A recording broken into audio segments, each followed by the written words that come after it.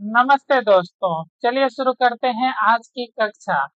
आज की जो कक्षा है वो कक्षा 10th के एनएलएच वाले छात्रों के लिए है। यानी कि जो छात्र कक्षा 10 में पढ़ते हैं और जिनका प्रथम विषय उर्दू है और द्वितीय हिंदी, तो उनके लिए है। और साथ ही साथ ये जो है कक्षा 8 के जो छात्र हैं यानी कक्षा 8 के जो स्टूडेंट हैं उनके लिए भी है। तो आज हम लोग देखेंगे निबंध लेखन।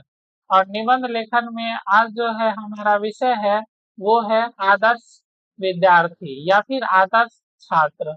तो आपको क्या करना है, इस निबंध को अपने हिंदी को फेयर कॉपी में लिखनी है और उसे याद करनी है और साथ ही साथ दोस्तों के साथ शेयर भी कर देना है। तो आप इस निबंध के माध्यम से आप अपने अंदर भी बदलाव ला सकते हैं कि आपको कैसे पढ़ना चाहिए, एक छात्र का जीवन कैसा होता है, ये सब चीज आपको जानकारी मिलेगी। तो चलिए शुरू करते हैं आज का निबंध आदर्श छात्र या फिर आदर्श विद्यार्थी। तो आज का हमारा निबंध का शीर्षक है आदर्श विद्यार्थी। विद्यार्थी जीवन मानव जीवन का स्वर्ण काल और उसकी आधारशिला होता है। यही वह समय है जब व्यक्ति के चरित्र, विचारों और भविष्य का निर्माण होता है। जो विद्यार्थी इस अमूल्य समय का सही उपयोग करता है और अच्छे गुणों को अपनाता है, वही आदर्श विद्यार्थी कहलाता है। एक आदर्श विद्यार्थी केवल अपनी श्रेणी में ही श्रेष्ठ नहीं होता, बल्कि वह समाज और देश के लिए भी एक मिसाल बनता है। ठीक है, तो आदर्श विद्यार्थी केवल अपने लिए नहीं सोचता बल्कि सभी के लिए उनका सोचना होता है। और आदर्श विद्यार्थी के मुख्य गुण, तो आदर्श विद्यार्थी के मुख्य गुण क्या क्या होने चाहिए? तो आज विद्या अनुरागी और जिज्ञासु। तो आदर्श विद्यार्थी का मुख्य लक्षण ज्ञान प्राप्त करना होता है। वह केवल परीक्षा पास करने के लिए नहीं पढ़ता, बल्कि नई चीजों को सीखने और समझने की तीव्र जिज्ञासा रखता है। यानी कि आदर्श विद्यार्थी हमेशा केवल परीक्षा पे ध्यान नहीं देता, बल्कि वो ये सोचता है कि मेरा मतलब उसका सार्वभौमिक विकास कैसे हो, यानी कि सभी और उसका विकास होना चाहिए। अनुशासन और समय का पाबंद। तो अनुशासन आदर्श विद्यार्थी की पहचान है।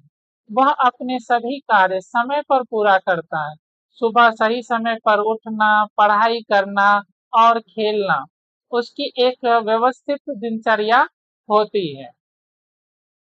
सदाचार और विनम्रता।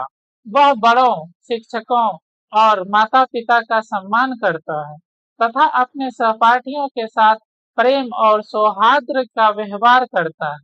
उसकी भाषा में मिठास और व्यवहार में नम्रता होती है। यानी कि आदर्श विद्यार्थी जो है सभी के सम्मान करते हैं।